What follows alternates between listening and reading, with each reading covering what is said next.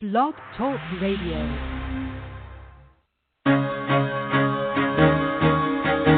Carol the Coach. Sex, love, and relationships. We talk about it here. Carol the Coach. Compassion with contemporary relevance. I am a psychotherapist. I can be your personal life coach, and I can help you with your issues. There are no problems too small or too big. You can talk about anything.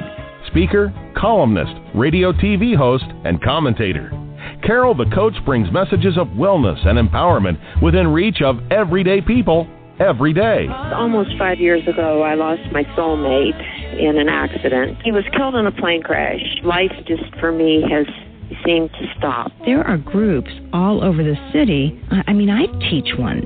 It is a specific way to start thinking so that you shift how you see the world, which then shifts your energy, and then you feel better and you actually see things differently. Carol the Coach.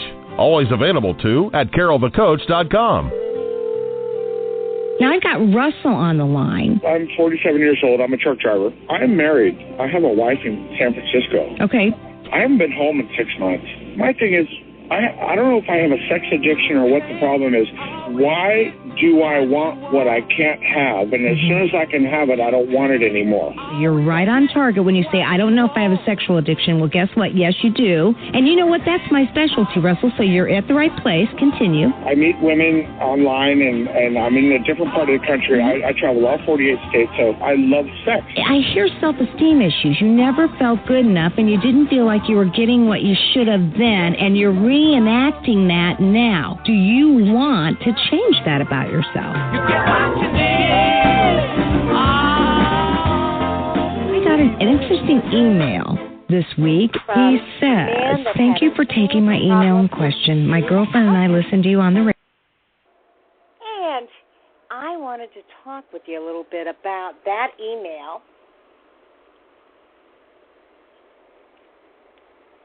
And I wanted to talk to you a little bit about your own addiction.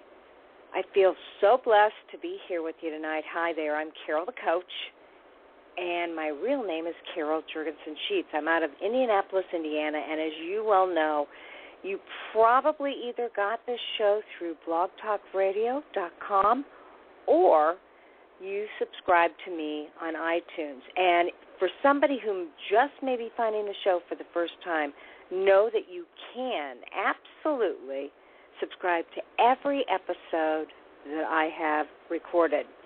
Now, that's about 70, 75, 80. Hey, I've lost count. And I have to admit, on my different pads, whether that be the iPad, the iPod, or the iPhone, or my computer, I have different shows. So I've had to go back and hit every single one individually. On my iPad, it just came on every single one. So if you don't think you're getting every single week, I want you to go back and I want you to download every show. I promise you it's worth it.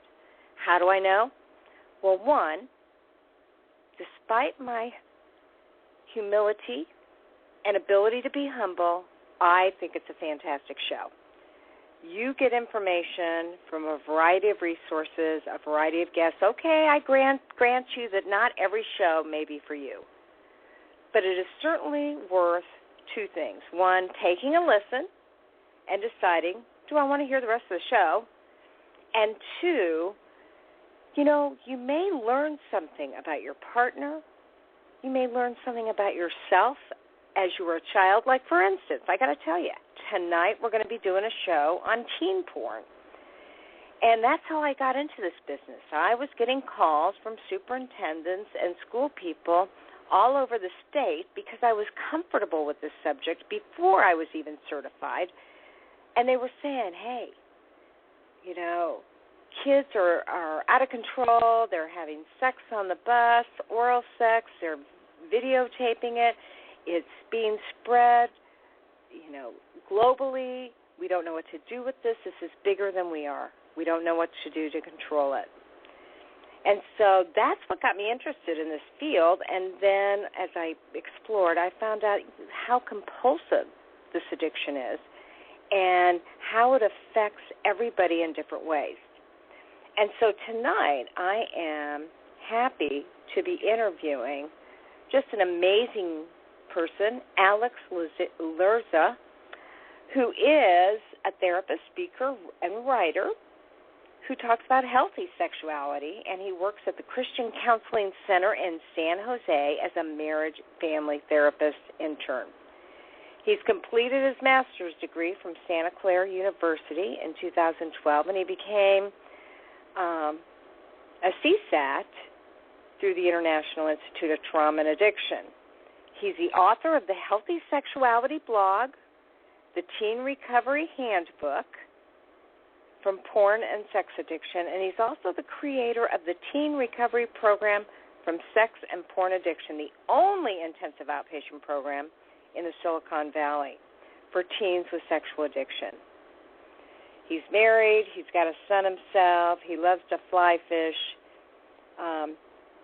He's just got a variety of talents and, obviously a passion for helping teens work through their compulsive behavior, especially pornography. And he says pornography use among teens is rewiring a whole generation's brains. Now think about that and think about you. If you're a young man, you probably have dealt with this 100% because you have had access to the Internet your entire life. If you're an older man or female, you may not have had the Internet as your brain was reshaping and developing, but you know what? We all must admit that it does rewire the neural pathways in the brain. And so this has to be addressed from a variety of directions. Now, due to the digital native versus digital immigrant divide, parents are often unaware of their teens' online behaviors. So if you're a sex addict or you're a partner of a sex addict and you're worried about your kids, this is the show for you. And I just wrote about this in a normal magazine in Indianapolis called Indie Kids. And, I said, as a therapist, I am advising people to do things today that I never would have had them do 20 years ago. Never. And then I say, and please don't take me graphically, but I say I would have slit my wrist lengthwise as opposed to have advised marital couples to give polygraph tests, to check GPS, to have parents do GPS checking, to have them check keystrokes on their children's Internet. But if it's allowed in your state and if you have evidence that proves your child has had a problem with this, then it's your obligation to stay on top of it so that you can protect them from themselves and protect them from a digital world out there that's going to rewire their brain. Now, that's what I think, but it'll be interesting to see what Alex says about teen recovery and sex addiction. This man has made this his passion, and I have to admit it, he's far more an expert than I, even though I've been in the business 33, 34 years. Now, interestingly enough, he says, to make matters worse, teens are oblivious to pornography's impact on their brain and sexuality. Even the sex addiction recovery community is slow to realize that pornography has a different effect on adolescents than it does on adults. How bad is it? Now, if you have a question, I want you to jot down this number, and that is 646-595-3284. And feel free to ask Alex or myself a question.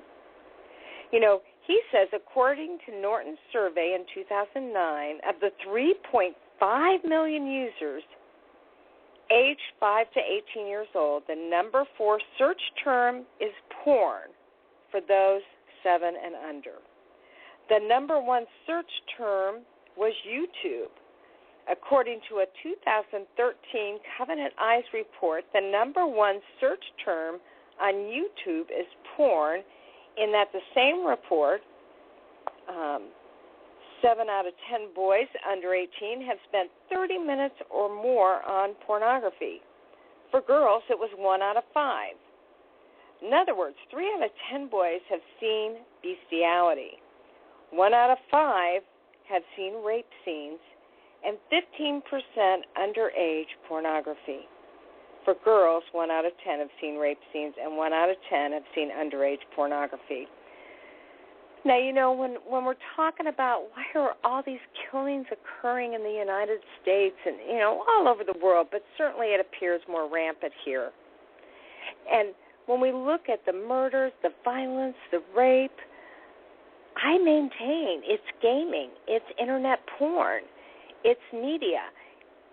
Kids are becoming desensitized to these issues, and they're incorporating what they believe to be normal in their daily life. And I know you as a parent may say, not my kid, but you are underestimating the impact of what this stuff can do to a child's brain. So Alex's hope is to shed some light on this epidemic and to educate parents and the recovery community, that's me, on how to offer a healthy sexuality to the next generation. And I absolutely can't wait to hear what he has to say. He's going to talk about healthy sexuality. He's going to be talking about what should parents understand. He's going to tell you what you can practically and responsibly do as a parent if your child is viewing online pornography. How can you discourage it? What we as therapists can do in the recovery community to help teens, and how this impacts an adolescent brain differently than an adult brain. How can pornography be harmful to developing a healthy sexuality? So I am really, really looking forward to Alex checking in with us today. And I got to tell you, you know, he and I may have some different opinions. That's what this is all about. It's okay to agree to disagree. He may change some of my opinions. I'm looking forward to that. So be open to what he has to say. Now, interestingly enough, I received some information on an article that was written by Laura Munson, M-U-N-S-O-N. And her column was, after 20 years, my husband announced he wanted a divorce, but I refused to let him go. And she said, you know, she and her husband had been married 14 years. It was 2008. He said, I'm moving out. The children will understand. They will want me to be healthy. And his words came at her like a punch in the stomach. Yet somehow she was able to dodge that. And once she recovered, she said, I don't believe you. He staggered back in surprise. He obviously did not think that she would fight what he was saying. And she wanted to shout at him and scream and call him names, but she just said, you know, honey, there are times in every relationship when one partner needs a break. How can we give you the distance you need without hurting the family? And interestingly enough, I maintain in all kinds of relationships, not just with sex addicts, not just with infidelity, I say marriage is the institution that holds you together when you fall in and out of love with each other. And so Laura takes this kind of stance. She knew that her marital problems had been building for a long time, and on the surface, despite the fact that they had achieved their dreams, living in a comfortable farmhouse on 20 acres of land, with 2 children, dogs, horses, a really good life, they were both experiencing a lot of failures, and it was taking their toll. So she knew that that stress could affect somebody negatively. And it hit her husband hard, and he began to question everything, and he started to act out. And she said to herself, you know, my experience says that this is temporary, and I'm not going to go down with the fight. And despite the fact that he seemed very selfish and very cruel, and she hated the behavior, she decided to ride out the storm. So I would just totally encourage you to take a look at this article. And again,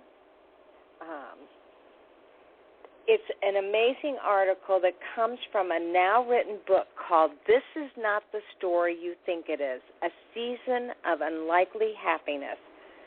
When somebody cheats, how do you stick with it, have faith, and work through the relationship issues to get stronger?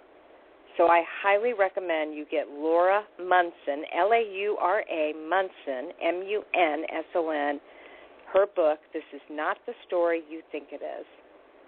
All right. So now we're going to be talking about teen porn. And I have Alex on the line, and I want to welcome you to the show. How are you today? Hi, Carol. I'm doing great. I'm really glad I get to be on your show. Thank you. Well, I'm really glad, too, because this is good information. Parents are at a real loss, and although our media is beginning to talk about it, they're not necessarily interviewing the experts. They're interviewing therapists that, quite frankly, have said to me, I want to help, but I don't even begin to know what to say, what to advise, and how to put families back together when teenage porn has affected their teenager's brain and their teenager's life. So, I know that you have made the submission, and I want to ask you, what led you to want to work with teens who are addicted to this type of pornography?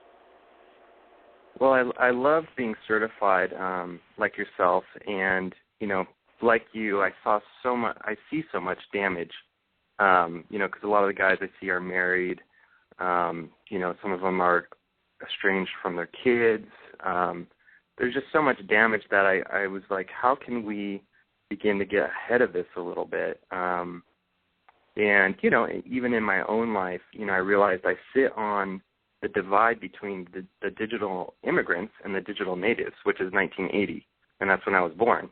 And so, I kind of looked around and saw that there wasn't really a lot of resources for teens, and not a lot of willingness to reach out to them among the CSATs I know, even in the area, just because I think, dealing with adolescent population, there's a generational divide, there's, family dynamics, there's so much that goes into it, but, I just began to look more and more into it and realize, wow, these kids, their parents don't understand the impact that pornography is having on them and may not even be aware that they're even looking at it. And so, my eyes just, grew wider and wider and seeing that there's this a silent epidemic happening. It's quite disturbing, actually.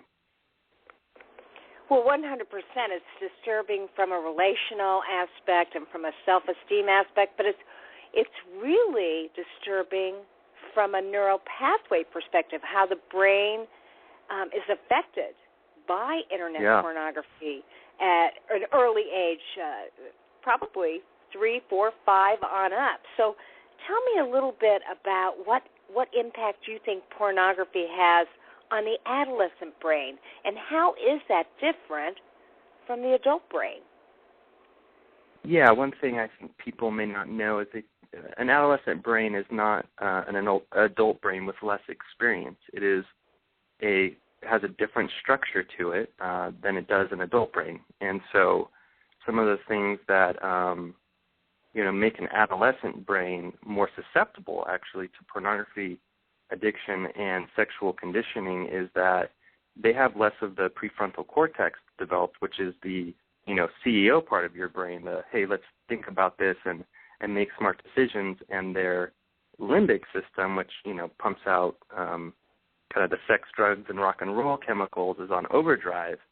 And so here you have these teens with this adolescent brain that is geared for not having much impulse control, and you pair that with pornography, which is hardcore streaming pornography, where you can just be endlessly lost in this video and that video, and then the next scene and the next scene, and so that's why the pornography affects teens a little bit differently than adults who, maybe have seen Playboy magazines or seen some videos while they were growing up, but they didn't have the endless novelty which pumps out more dopamine, which is really the hook to addiction. So, and I think that is part of that cultural divide of like, well, I looked at pornography a few times and, it wasn't like extremely harmful to me.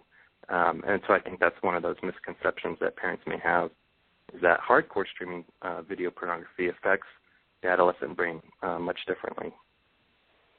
Yeah, it's like they compare themselves, as most people do. They compare their own experience to other people's, and they forget that it's 100% different, both in terms of what an adult may have looked at with Internet porn, and two, how many scenes a child can watch in a short period of time that was not available in 1998 when porn became popular, Internet porn became popular. I mean, clearly they are figuring out how to increase the amount of scenes and, of course, the intensity as well. So frequency and intensity has a lot to do with that dopamine that's produced. And I remember when I was first becoming educated, before I was a CSAT, and one of the things that they said at a SASH conference, which is obviously sexual advancement for sexual health, and they said that we are seeing chemicals we've never seen before. And I remember writing to David and asking him, hey, what are these chemicals? What are these enzymes? What are being produced? And he said, Carol, we're a work in progress. We don't really know yet. So the chemicals that you're aware of that get produced when teens look at Internet porn are dopamine. And what else? Delta Phos B is the next big one. That's dopamine basically says, here's the reward. Delta Phos B says, okay, we're going to create the structure in your brain so that your brain remembers to repeat this behavior. So that basically is what Delta Phos B builds, kind of the superhighway, which makes it, more and more and more likely that you're going to continue down that same path, which is, the addictive path, and why, teens and even adults find it so hard to get out of the trance of addiction. And then I think the other thing that, we're realizing and probably you're seeing is that because so much of pornography, they did a survey, 50% of scenes have some sort of verbal or physical abuse in them, some sort of aggression, and usually it's towards women. That the other thing that you can pair with dopamine that gives you a bigger high is adrenaline. And so if you're watching violence, you're pairing violence with sexuality. This goes back to what you were saying earlier about kind of how we're seeing so much violence in our society. If all these teens are pairing sexuality and violence together, adrenaline and dopamine, that gives a bigger high. And so, there's the addictive part, which is I need to do this over and over again. But then there's the conditioning part, which is in order for me to be aroused, now there has to be some sort of aggression. There has to be some sort of adrenaline component to it. And so that to me is actually, probably in some ways as dangerous as the addictive part, because a lot of guys who are older, they had a time when their first sexual experiences might have been with people, but these guys, their first sexual experiences are with a screen, with adrenaline, with dopamine, with aggression, with violence. And so what feels, quote-unquote, normal to them is a whole new thing. And that's kind of the scary part of how their brains, I think, are being rewired. Now, I have to think about this because clearly when we first started Patrick Carnes' classes and became certified, He talked about a variety of experiences that occur when you combine two highly charged experiences at the same time. I think they called it fusing. And he referenced, doing cocaine and internet pornography, or cocaine and prostitution. And I also think that fusing would include exactly what you said. It's when you combine aggression with internet porn to increase intensity and, unfortunately, later on, frequency. Are you aware of that concept?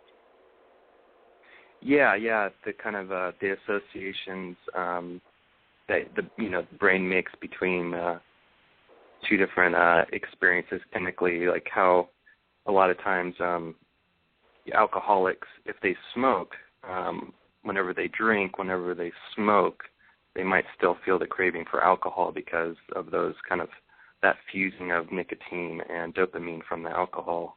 So I think that's exactly kind of what's happening with teens and pornography, and the aggression and the dopamine together is fusing for them. Okay, so now let me ask you something else. A lot of times people want to believe that pornography can be a healthy part of sexuality, and I'm talking adults here. And so I'm wondering if, what your thoughts are, and we know that this is all speculative. It may be based on empirical data and research, but it also may be an opinion. I mean, clearly, I saw group phenomena take place when oral sex was given on the bus. I saw kids that would never have shared sexual acts take their phones out and take video and pass it on to everybody they knew. That was kind of that group mentality. Now, do you believe that pornography can be helpful in any way, shape, or form in healthy sexuality for adults? And then do you believe pornography is harmful in developing a healthy sexuality? Yeah, so let me take the second question first. Can it be harmful? I think what you see a lot of times, and I think what people forget, is that, most of the pornography, it is a commodification. It's a business. And so, you're seeing a commodification of sex, which often doesn't represent what a intimate relationship really looks like. And so, I had one of the guys in a group ask me that, hey, is this just some religious point of view being espoused about pornography? And, I said, really, a lot of it just depends on where you want to land. I think if you want to land in a monogamous relationship, then what's going to help you enjoy that relationship the most, and what's going to detract from it the most in terms of, pornography's effect. And so that's kind of what I pose to people when talking about it. Is it good or bad? It's more like, well, where do you want to land, and is pornography helpful or harmful in, getting you to that place and enjoying whatever that is? There's also different types of pornography too. There's, sex education sort of pornography, which I think is, very different than what, the big conglomerate pornographers put out. And so, but again, I think it all depends on, how you're wired and what it means to you and how you're interpreting the experience. One of the models I really appreciate comes from Wendy Maltz, who wrote The Porn Trap, and she created this CERTS model, which is, in terms of defining healthy sexuality, is that, first there has to be consent. A lot of times in porn, it's about power dynamics. There has to be equality. So is the stuff you're watching about equality? Because you are training your brain. Is there respect?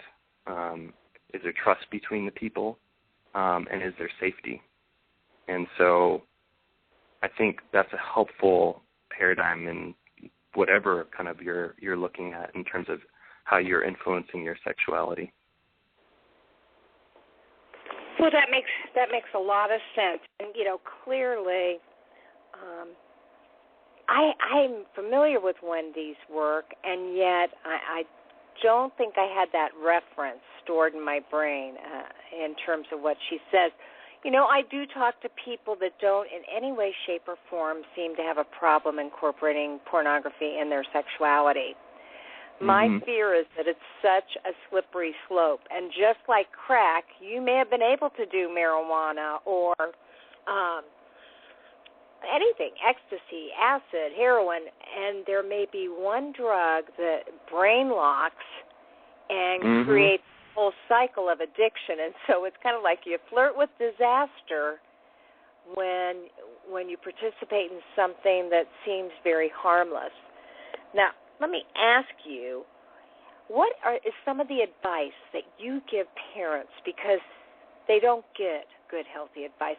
What do you tell them about their children, about their pornography use? Prior to you coming on, I read some of the stats you gave us about children and what they've seen and bestiality and things like that. So give us a little education. Pretend that you're actually doing a little workshop here, and give us some info that we can take to the bank and take to our friends, our loved ones, and our neighbors. Yeah. I think just one other stat in terms of parents that I think is helpful to know is 70% of parents don't have any filters on their computers. And so I think that just highlights that cultural divide. So I think the first thing, and I actually just did give a presentation to a bunch of parents, is that, one, I think the first thing is just be curious and be open and educate yourself about it. I think parents can feel so much shame and anxiety, and I think sometimes, those emotions can hijack the process.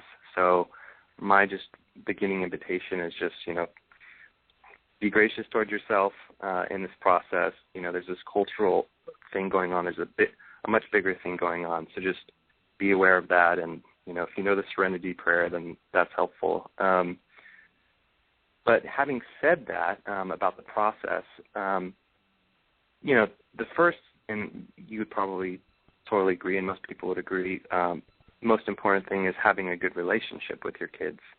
And so I find that I meet parents in different parts of the process where some parents have not really talked with their kids about sex very much, or about what it means to be a digital citizen, or internet safety. And so it's really hard to give broad general advice. So I'll speak from the ideal.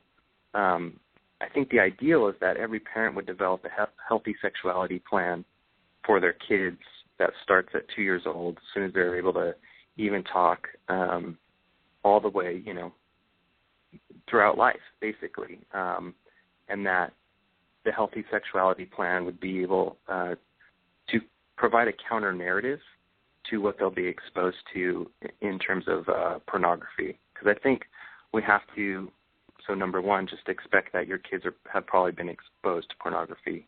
And so, but do they have another narrative that helps them understand sex in a different light? Because if there's just one narrative that's coming from the pornographers and their commodification of sex, well then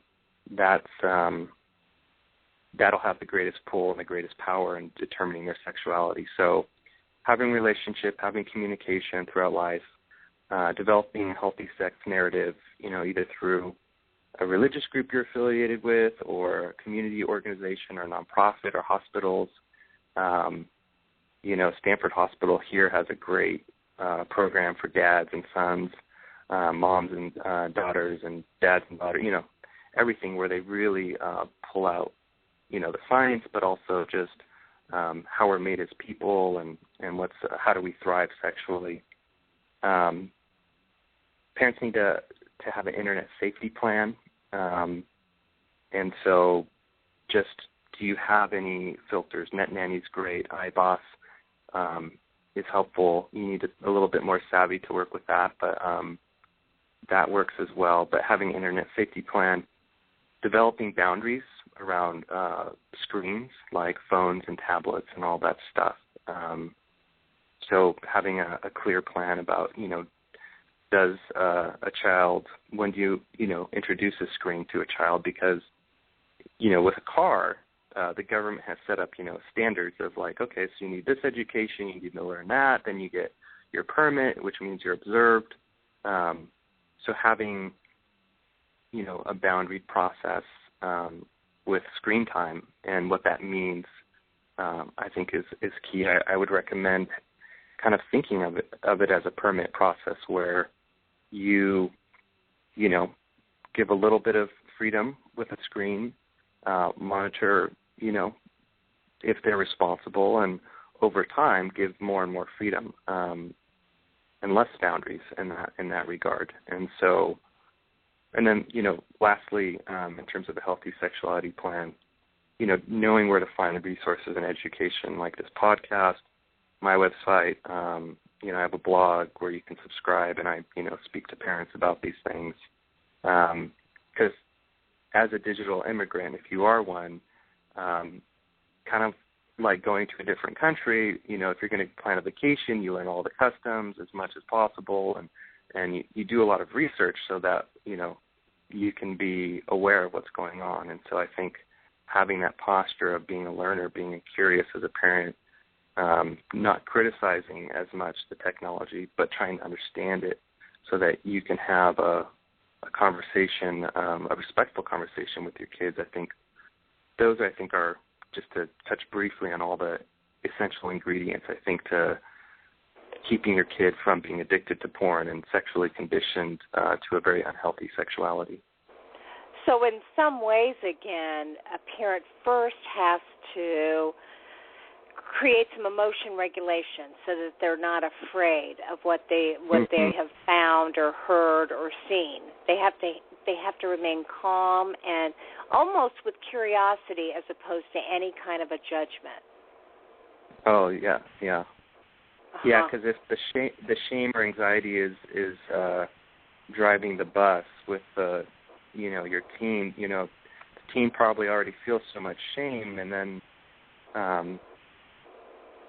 so I think being curious is the best antidote, so that the teen can reduce their shame, and then if you have less shame, you can reflect on your experience and learn from it. If you feel shame, you just want to escape, which often leads to more acting out and secrecy. So, so I think being kind, being compassionate, being curious doesn't mean you don't set boundaries and you don't set limits and all that stuff. But I think that again is that connection and developing that attachment with your teen that really goes, I think, a long way.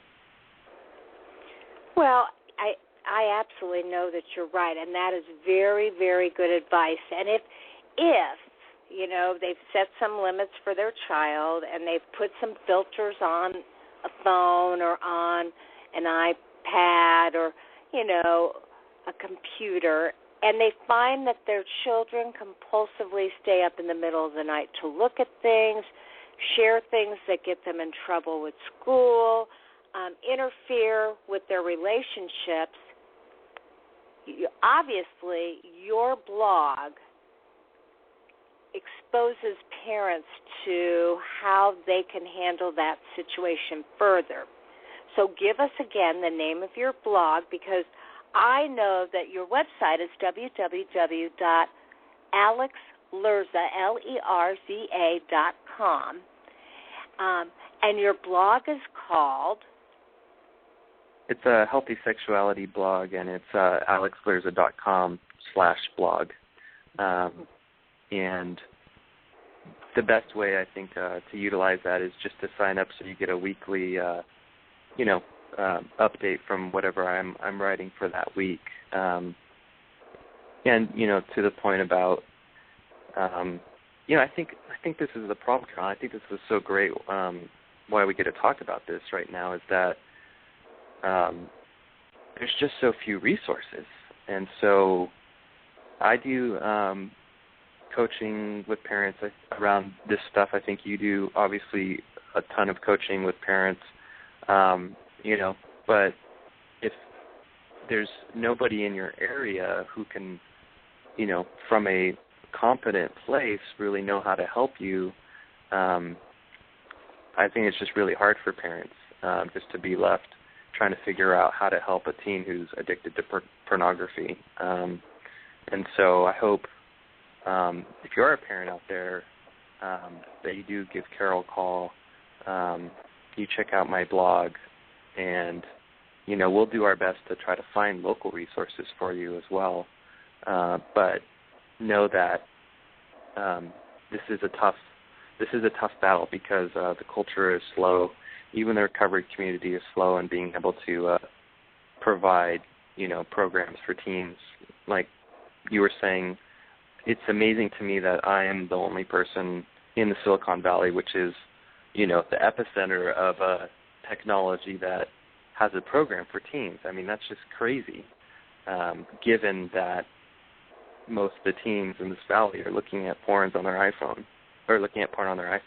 So. Well, yeah, and how much do you know about what filters do you believe are the best for an adolescent versus an adult?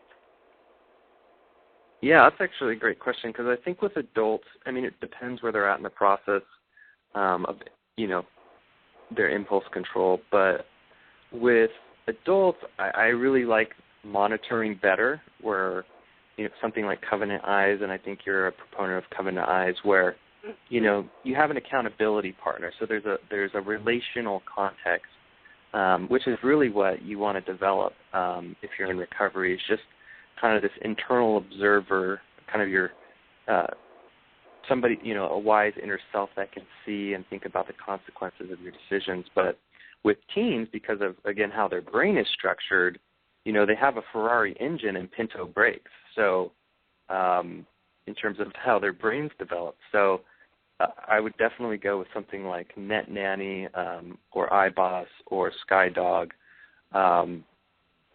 And again, there's some resources on my website where alexlerza.com. You can just go to the resources parent section if you want to look at more of that stuff. But yeah, teens really need the kind of the stop sign, versus just an accountability partner. Mhm.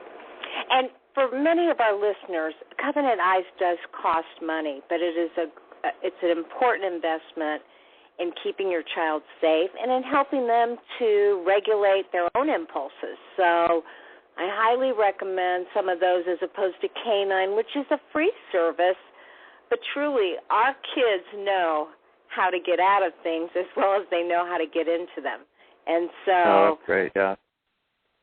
Yeah, it gets very difficult unless you're using some of the best stuff to be able to stay on top of things. So I would encourage anybody to make that investment. And it really is making an investment in their future because, again, you shared some pretty intense stats with us that would make us believe that no child is really safe from what they're seeing because they either get it on mom or dad's computer or their buddy or girlfriend sends them information, their schoolmate. I mean, they may not have gotten on the Internet to look themselves, but it comes to them. And once stuff comes to you, then the cookies attach, and a child is no longer able to control what comes into the computer or to their iPhone or to their iPod. So, it's just really important to stay on top of it as much as possible. So now... Yeah. Can I say one more thing about that, Carol? Please do. Just on the filter aspect for parents, one thing I recommend for parents to tell their teens is that, my job is to help keep you safe, and pornography is one of those things that is not safe. And, this filter is a wall. It may be 8 feet or 10 feet high, but you can climb over it if you want to. But I'm putting it there because I want to give you a chance as you're trying to think about climbing over the wall, thinking about, the possible consequences of doing so. And so, because I think a lot of teens, they experience it as, when parents put in boundaries as, I'm going to try to show you, I'm going to try to go over that, and make it kind of a game or a sport. And so that's, I think taking some of the power dynamic out of just parents acknowledging, there probably is a way to actually get around this software, but, again, I'm just trying to help you think about the consequences of what you're going to get yourself into. Well, absolutely, and being honest and upfront and modeling that behavior is so important, and that's why parents have, I get a lot of parents that say, if they know I'm looking, it will curb or mask or interrupt what they're really doing, and they'll become more deceitful. And I say, it's still the right thing to do to let them know that you're the parent, that it's your job to keep them safe and healthy, and that you want them to know what the boundaries are. I mean, there's nothing that can hurt when somebody does it that way. So we encourage parents to be honest. And, I get a lot of parents that not only are worried about their children, they're adolescent, but there are younger siblings involved, and they wonder how this has affected their younger brothers and sisters. So what practically, should you do if you're a parent and you believe that your younger children may have been exposed to some of their older siblings' pornography? Yeah, I've seen that happen. And I think just helping, I think parents, sometimes their knee-jerk reaction is to put their kids into counseling, if they've been exposed. And I think that's actually great. I wouldn't discourage that at all, of course. But I think sometimes what's even better and going beyond that is for parents themselves to see somebody like a certified sex addiction therapist and say, hey, can you coach me? Can you help me figure out even how to make sense of this and what to do and, what's in my control, what's not in my control, what resources are there. I think that's because, parents can do so much, I think, for their kids, and that in combination with their, giving their kids a chance to talk with a therapist about what that exposure was like. Sometimes these exposures, pornography, can lead to incest or things like that, because it becomes a hypersexual environment between the siblings. So I think the kids need a safe place, and I think the parents need a safe place, but also an equipping place with really a competent therapist. Otherwise, it could really create a lot of problems for the whole family.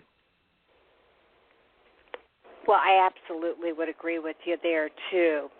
So now, you've referenced that even the recovery community is having difficulty with this. And, you and I both know you can only do so much as an individual who's treating people to decide who's their population and how do they wish to serve them. But we do have recovery people that listen to this show, so I'm going to ask you, what would you tell recovery people who may have been afraid to tackle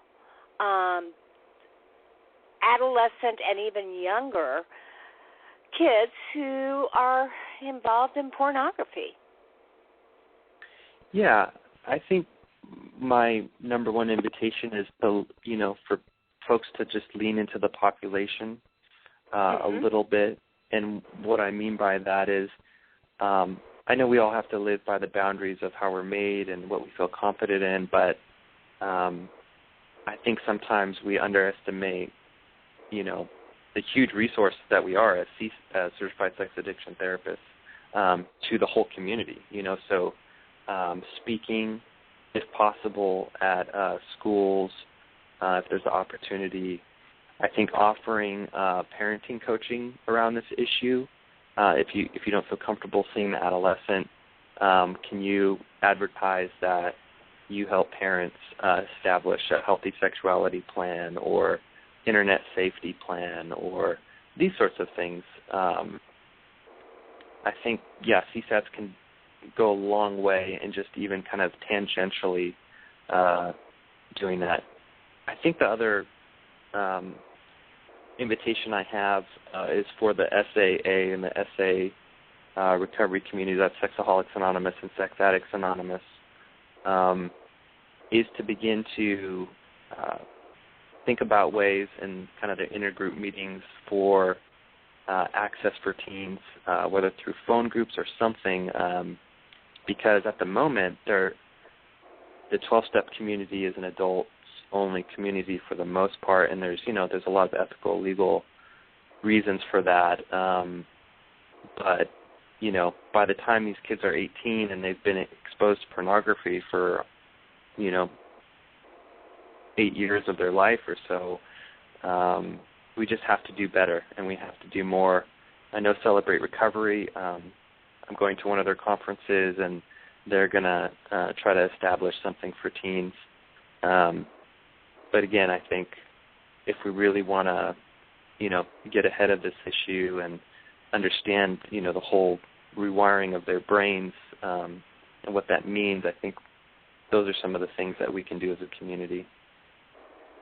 Oh, I 100% agree. And then, as simple as we as counselors don't have to have all the answers, but clearly, again, just having your website so that they can refer people to your blog.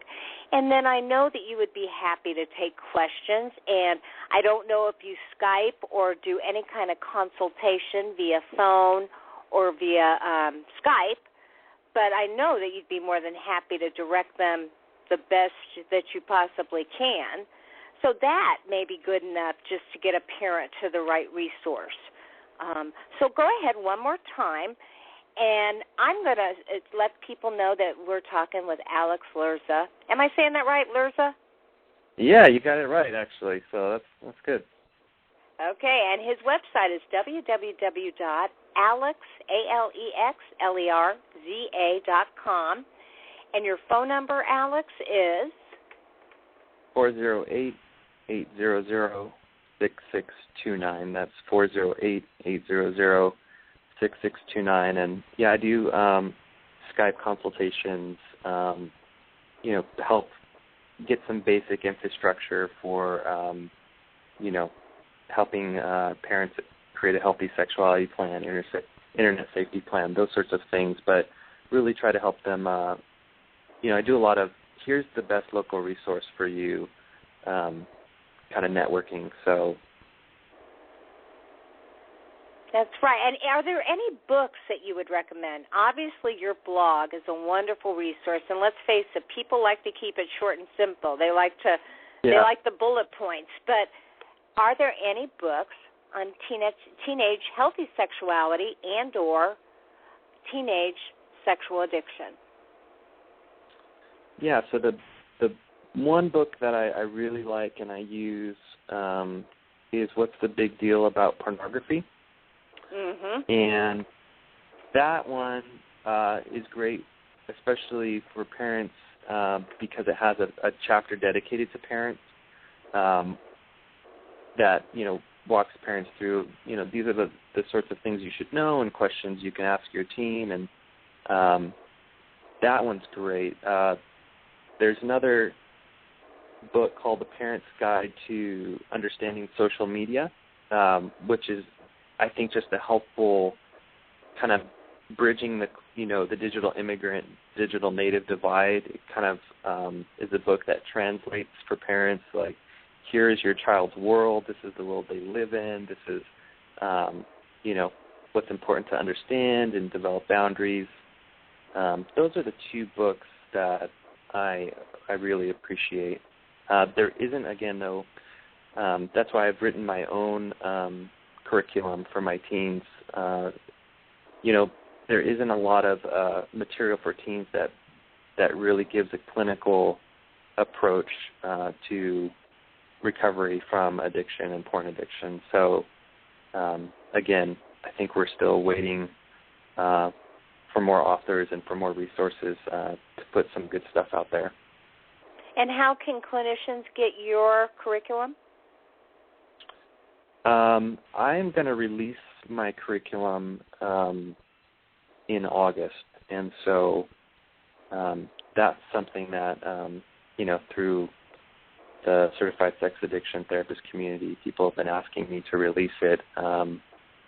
But I've been, going through it, getting feedback, refining it.